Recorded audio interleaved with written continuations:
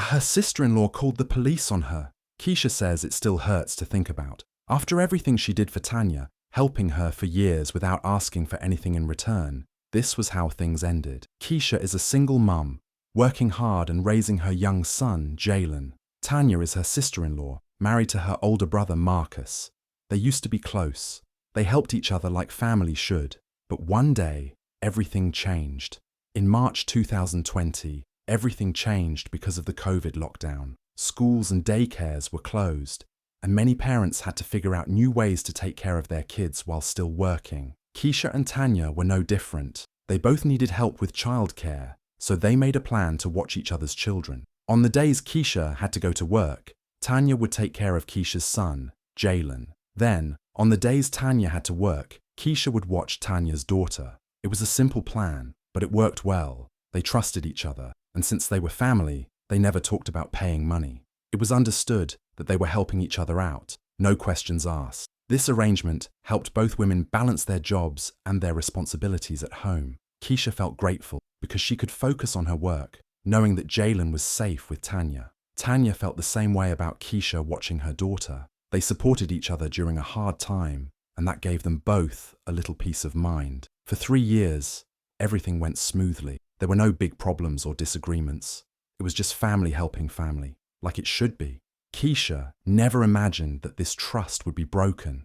They worked as a team to take care of their kids, and it seemed like a good solution for everyone involved. During those years, the two families grew even closer. They shared moments, laughs, and the everyday struggles of parenting, but no one expected that something as simple as childcare would become the cause of a serious conflict later on. What started as a helpful agreement turned into something much more complicated, changing their lives forever. One morning, everything changed. Keisha dropped Jalen off at Tanya's house just like she always did. It was a normal day, and nothing seemed wrong.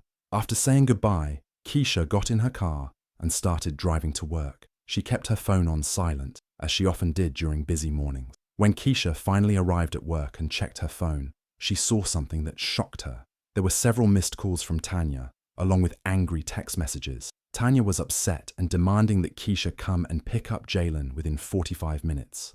Tanya warned that if Keisha didn't come soon, she would call the police. Keisha felt confused and panicked. She didn't understand what had happened. They had a clear arrangement, and this sudden demand seemed out of nowhere. She tried to call Tanya back, but Tanya didn't answer. Keisha's heart raced as she wondered what could have caused this sudden change. Keisha thought maybe there was some kind of emergency, so she left work right away to go to Tanya's house. The whole drive was filled with worry and questions. She kept wondering if Jalen was okay, if Tanya was upset with her, or if something else was wrong. Keisha felt helpless and scared, not knowing what she was walking into. When she arrived, she found 2 police cars outside Tanya's house. Seeing the officers made Keisha even more nervous. Jalen was sitting on the porch, crying. Tanya was telling the police that Keisha had abandoned her son, leaving him alone and unsafe. Keisha tried to explain what really happened, but the situation was already tense. That day was the start of something Keisha never expected, her relationship with Tanya breaking apart and her life becoming much more difficult. As soon as Keisha saw Tanya's calls and messages, she left work immediately. She was worried and rushed to Tanya's house as fast as she could. When she arrived, she was a little late. 2 police cars were already parked outside. The sight of them made her heart sink even more. Jalen was sitting on the porch, crying. Seeing her son so upset broke Keisha's heart. She quickly went over to him to comfort him, but the tension was heavy in the air. Tanya was standing nearby, acting like she was the victim. She told the police that Keisha had abandoned her son, leaving him alone and scared. Tanya made it sound like Keisha had just left Jalen without any care or warning. Keisha tried to explain what really happened. She told the officers about their childcare arrangement, how she had dropped Jalen off that morning like always, and how she didn't see Tanya's messages until later. She explained that there was no intention to leave Jalen alone or unsafe. The police listened and said it seemed like a miscommunication. They understood that something had gone wrong, but it wasn't a serious crime or neglect. They decided not to press any charges, but the damage was already done.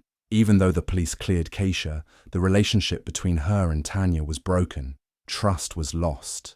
What had once been a simple, helpful arrangement between family members turned into a painful conflict. Keisha felt hurt and confused. She never imagined their relationship could fall apart like this over a misunderstanding. That day marked a turning point. From then on, things would never be the same between Keisha and Tanya. Keisha couldn't stop thinking about that day. Even after everything was over and she was back home, her mind kept going back to Jalen's face, his tears, his fear, the way he sat on the porch looking lost. It broke her heart. She kept wondering how he must have felt, waiting there with strangers, confused and scared. The image wouldn't leave her, and it made her feel sick inside. She also couldn't believe what Tanya had done. After years of helping each other, after 3 years of trust and working together, Tanya had called the police on her. Not a call to talk, not even a serious warning, just straight to the police. Keisha felt betrayed in a way that words couldn't explain.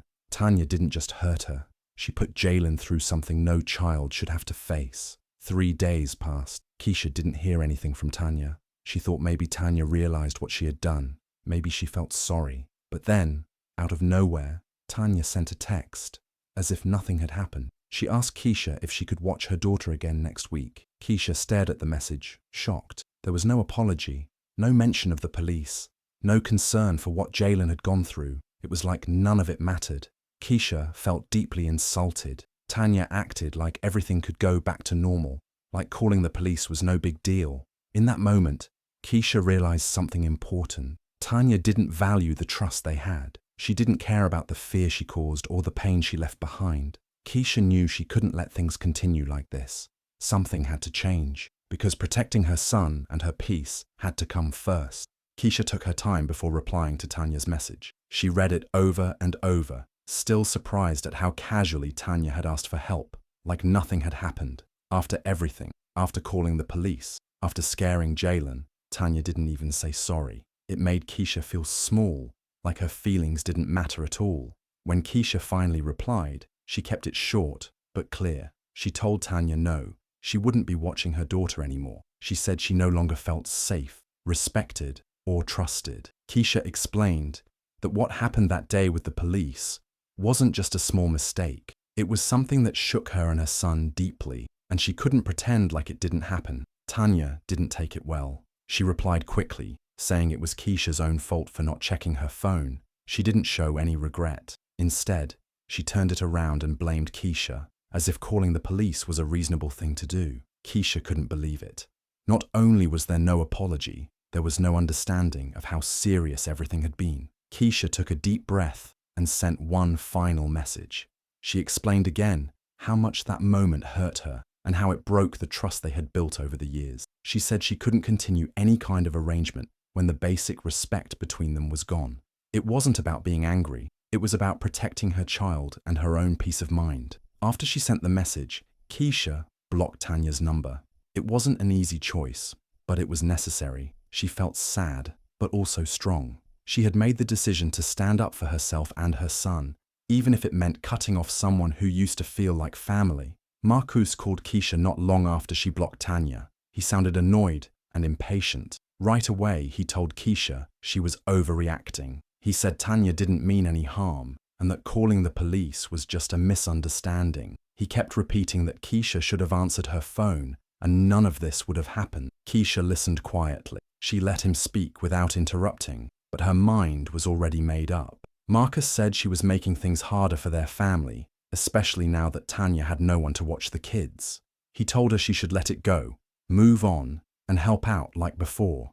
But Keisha didn't feel guilty. She stayed calm and firm. She told Marcus that this wasn't about holding a grudge.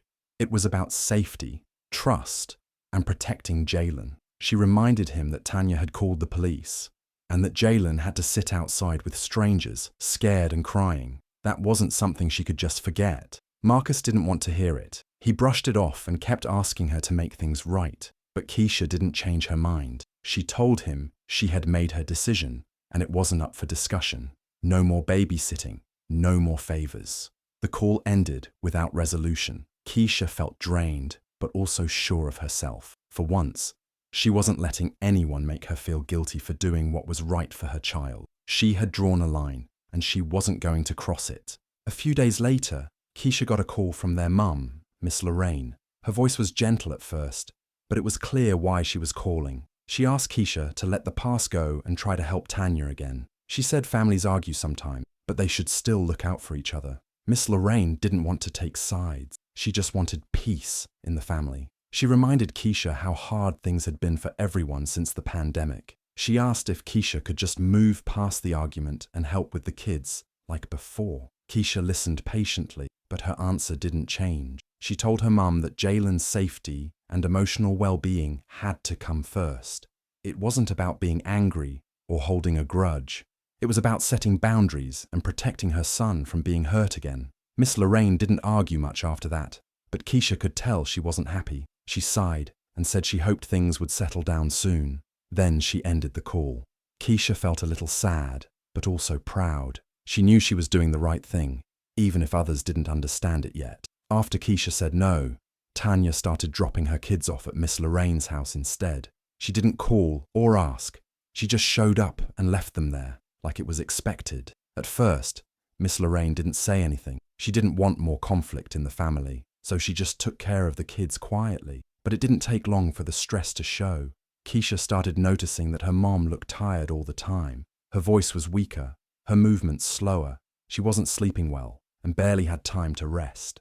Watching two small kids every day was taking a toll on her, especially since she was older and had her own health issues. Keisha tried to talk to her, but Miss Lorraine just smiled and said she was fine. Still, Keisha could see the truth. Her mum was doing too much, trying to hold the family together, even if it hurt her in the process. It upset Keisha to see her mother struggling like this. Tanya wasn't asking, she was assuming, and Miss Lorraine, as usual, didn't want to say no. But Keisha knew this couldn't go on much longer. Something had to give. One morning, Miss Lorraine called Keisha and said she wasn't feeling well. Her voice sounded weak and tired. Keisha didn't waste a minute. She grabbed her keys and rushed over to her mother's house. When she arrived, she found Miss Lorraine lying on the couch, pale and dizzy. Keisha quickly helped her into the car and drove her to the doctor. She was worried but tried to stay calm. At the clinic, they checked her mother's blood pressure and found it was dangerously high. The doctor said it wasn't just a one-time issue.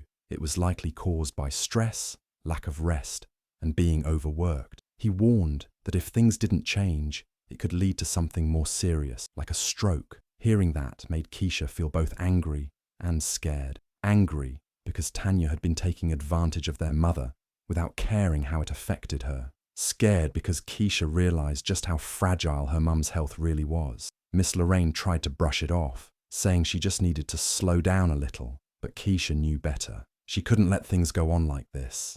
Her mother was in danger, and it was time to take action before it was too late. A few days later, Keisha was at Miss Lorraine's house, helping her rest and making sure she wasn't doing too much. Around mid-morning, there was a knock at the door. It was Tanya, holding her kids' backpacks.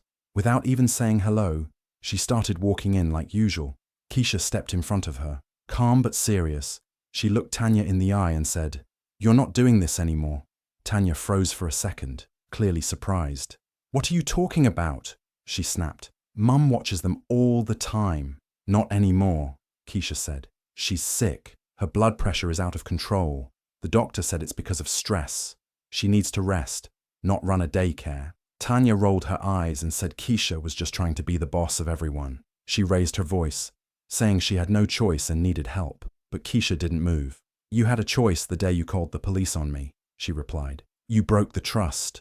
Now you're using Mom like she's free help and it's hurting her."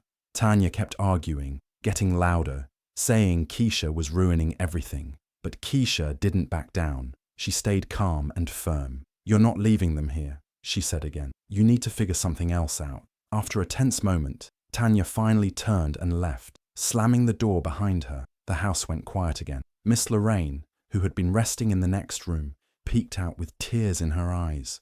Keisha gently sat down beside her. "It's okay," she whispered. "I've got you now." Even after the confrontation, Tanya didn't stop. A few days later, she showed up again at Miss Lorraine's house and dropped off the kids without calling. She didn't ask, didn't knock, just left them and walked away. Miss Lorraine didn't have the heart to turn them away. She smiled and acted like it was okay, but Keisha could see it wasn't. Her mother was exhausted. She moved slowly, needed to sit down more often, and barely had the energy to keep up with the kids. Keisha begged her to say something, to speak up for herself, but Miss Lorraine just said, "It's family. What am I supposed to do?" A week later, Miss Lorraine started feeling sick again. Keisha took her back to the doctor, and the news wasn't good. Her blood pressure was still dangerously high. The doctor said clearly that the stress and overwork were making things worse. She needed rest, real rest, or her health would continue to decline. Keisha left the clinic feeling heartbroken and angry. She couldn't believe Tanya was ignoring everything. Her mother was suffering, and Tanya didn't seem to care. Keisha knew now more than ever that she had to protect her mum before something truly bad happened. Keisha went to the hospital where Marcus worked and asked to speak with him during his break. She had held back for too long, but after seeing their mother's health get worse, she couldn't stay silent anymore. When they sat down, she looked him in the eye and said, "You and Tanya are killing Mom with this." Marcus looked uncomfortable. He rubbed his face and sighed. "We're doing what we can," he said. "It's hard for us right now. Tanya's got no help and I'm working extra shifts." But Keisha wasn't moved. "That's not an excuse to dump everything on Mom," she said. "She's sick, Marcus. The doctor said it's because of stress. She's not resting because Tanya keeps bringing the kids over without asking." Marcus tried to say it wasn't that serious, that their mum was strong, but Keisha stood her ground. "No, you don't get to look away this time. She's not okay, and you both are acting like she's a babysitter, not your mother." She didn't yell. She didn't cry. She just spoke the truth, and for once, Marcus had no comeback. He stayed quiet. Keisha left the hospital knowing she had said what needed to be said. Keisha had reached her limit after seeing her mother's health continue to decline, and Marcus refusing to step up. She knew she had to take a stronger stand. She picked up her phone and left a voicemail for Tanya. Her voice was calm, but firm. "If you bring your kids to Mum's house again without asking, I will call the police for child abandonment. This is your final warning." A day later, Tanya showed up at Miss Lorraine's door, angry and loud. She didn't have the kids with her this time, but she was yelling, demanding to know how Keisha could threaten her like that. Keisha stood in the doorway, blocking her from coming in. She didn't yell back. She didn't explain herself again. She simply said, "I meant what I said," and then closed the door. Tanya kept shouting from outside for a few more minutes, but Keisha didn't open the door again. She walked back to the living room where Miss Lorraine was sitting, watching quietly. Keisha sat beside her and took her hand. "No more stress, Mama. I've got you." From that moment on, Keisha stayed firm. No more chances. No more warnings. It was time to protect what mattered. A few days later, despite everything, Tanya showed up again at Miss Lorraine's house early in the morning. She didn't knock, didn't say a word, just left her kids at the door and walked away. Keisha saw the whole thing from the window. Her heart dropped. She had hoped Tanya would take her warning seriously, but clearly she didn't. Keisha took a deep breath and picked up the phone. She called the police and calmly reported that 2 young children had been left at the house without any arrangement, and that their mother had done this before, despite warnings. She explained the situation clearly, using the word the officer had used the last time, child abandonment. The police arrived quickly. Keisha met them outside and explained everything. They spoke with Miss Lorraine, who looked tired and worn down, but confirmed what Keisha had said. A short time later, Tanya came back, clearly not expecting police to be there. The officers didn't arrest her, but they gave her a serious warning. They told her that if she left her children like that again, legal action could follow. Tanya didn't say much. She just looked shocked and embarrassed. For the first time, Tanya seemed to realize that this wasn't just a family argument anymore. It was serious. After the police left, Keisha felt a heavy mix of emotions: sadness, relief, and anger all at once.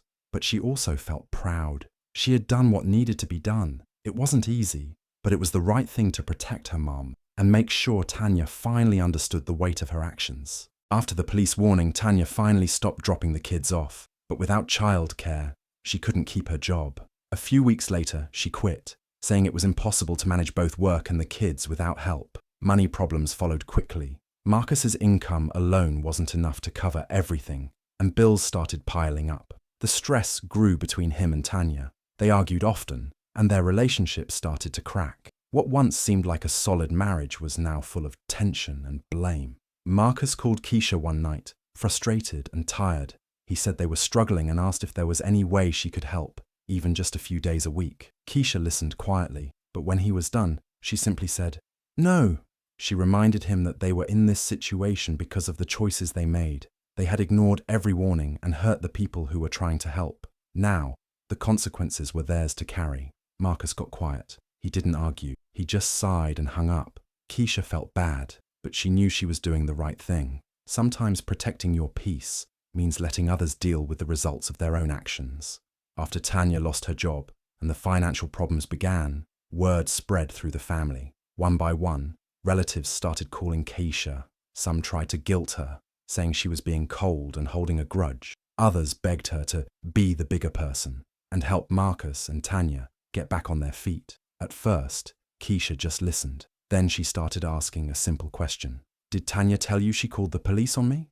There was always a long pause. Most of them hadn't known. And once they did, their tone changed. Some apologized. Others just got quiet. The calls slowed down after that. But the tension in the family didn't go away. One night, Marcus showed up at Miss Lorraine's house unexpected. He smelled like alcohol. His eyes were red, and he looked completely worn down. He sat on the porch and cried. Keisha stepped outside and sat across from him. She didn't say anything for a moment. Then she spoke quietly. "This is what happens when you avoid responsibility." Marcus didn't argue. He just kept his head down. Keisha felt a small wave of sadness. She never wanted things to get this bad, but she also knew this was the result of choices they made, not hers. Sometimes the truth is heavy, but it's still the truth. A few weeks later, Marcus and Tanya packed up and moved out of state to stay with her parents. They needed a fresh start, and it was clear they couldn't manage things on their own anymore. The house finally felt calm again. Miss Lorraine started sleeping better, eating regularly, and smiling more.